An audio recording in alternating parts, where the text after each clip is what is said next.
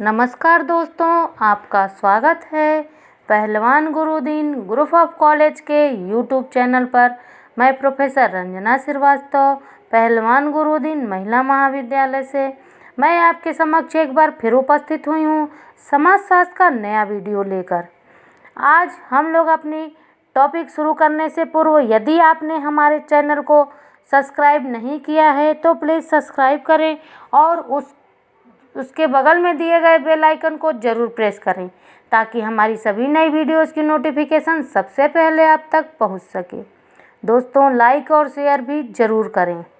चलिए चलते हैं आज के टॉपिक पर। आज हम लोग बीए फाइनल ईयर के सेकेंड पेपर से टॉपिक लिया है अनुसूची। आज हम सब अनुसूची का अर्थ, परिभाषा एवं प्रकार के विषय में चर्चा करेंगे। आइए देखते हैं अनुसूची। अनुसूची प्राथमिक तथ्य संकलन की एक ऐसी विधि है जिसमें अवलोकन, साक्षात्कार तथा प्रश्नावली, इन तीनों की ही विशेषताएं एवं गुण एक साथ पाए जाते हैं। इसके द्वारा उन क्षेत्र के सूचनादाताओं से भी सूचना प्राप्त की जाती है जो कि पढ़े लिखे नहीं हैं।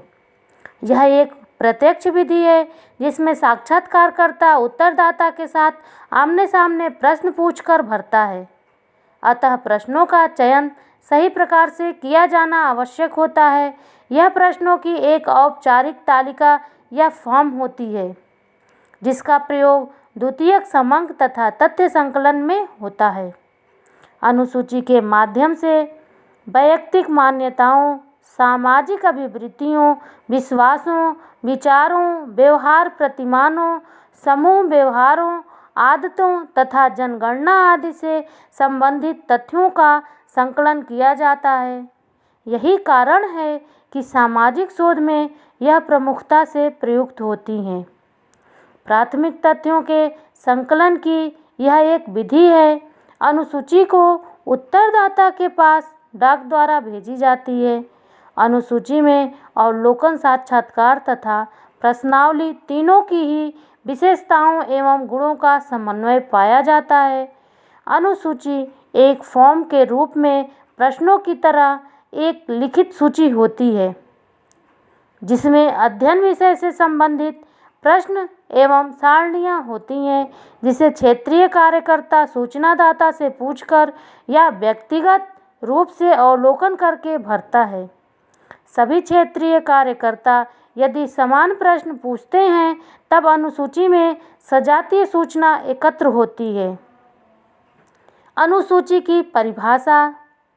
गुडे एवं हार्ट के अनुसार अनुसूची उन प्रश्नों का समुच्चय है जिसमें साक्षात्कारकर्ता द्वारा किसी दूसरे व्यक्ति के आमने सामने की स्थिति में प्रश्न पूछे और भरे जाते हैं।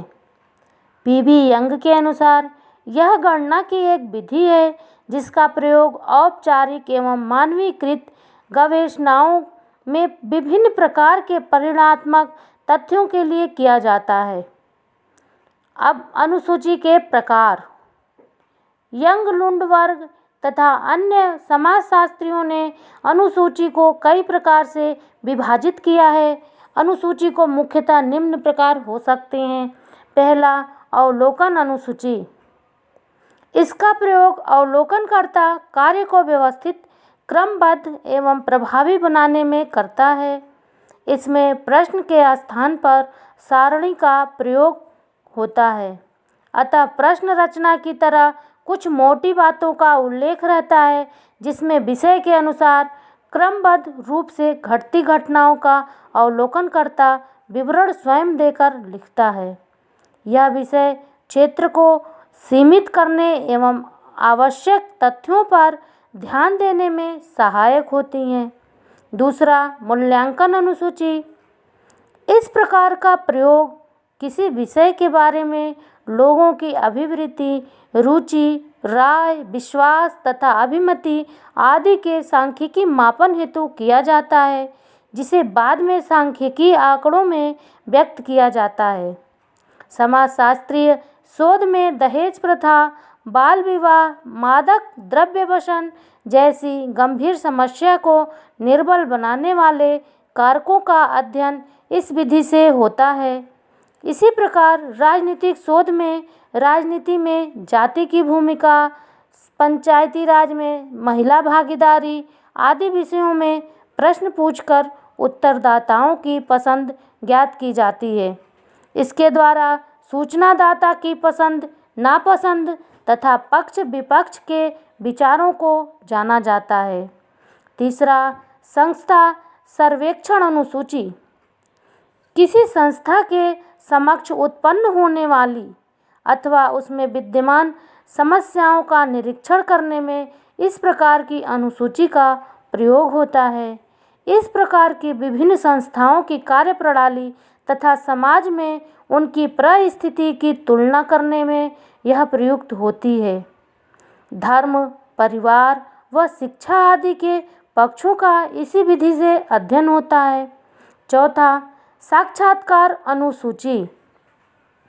इस प्रकार की अनुसूचियों में सूचनाएं प्रत्यक्ष साक्षात्कार के द्वारा एकत्र की जाती हैं।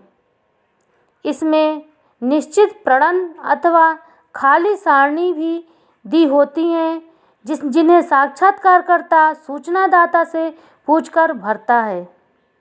यह उत्तर उसके लिए तथ्य का कार्य करता है जिनका वह समस्या के संदर्भ में विश्लेषण एवं वर्गीकरण करता है।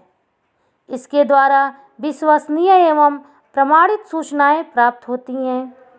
व्यक्तिगत संपर्क के कारण इसमें अनुसंधानकर्ता सूचनादाता को सूचना देने के लिए प्रेरित कर सकता है। पांचवा, प्रलेखीय अनुसूची। यह विधि लिखित स्रोतों से सूचना एकत्र करने में प्रयुक्त होती है। यह स्रोत मुख्यतः आत्मकथा, डायरी, सरकारी एवं गैर सरकारी अभिलेख, पुस्तकें, प्रतिवेदन, अखबार आदि हो सकते हैं। इसमें विषयों से संबंधित प्रारंभिक जानकारियों को एकत्र कर प्रलेखीय अनुसूची की रचना की जाती है। उदाहरण के लिए, अपराधी का अध्ययन करते समय जेल के दस्तावेज से उसके अपराध के रूप में अपराधों की संख्या, आयु, शिक्षा, व्यवसाय आदि के संबंध में जानकारी एकत्रित करने के लिए प्रलेखीय अनुसूची की रचना की जा सकती है। आज के लिए इतना ही दोस्तों। आज हम लोग अनुसूची के अर्थ, परिभाषा एवं प्रकार को जाना। आगे फिर उपस्थित होंगी अपनी नई वीडियो के साथ। तब तक के लिए धन्यवाद। नमस्कार।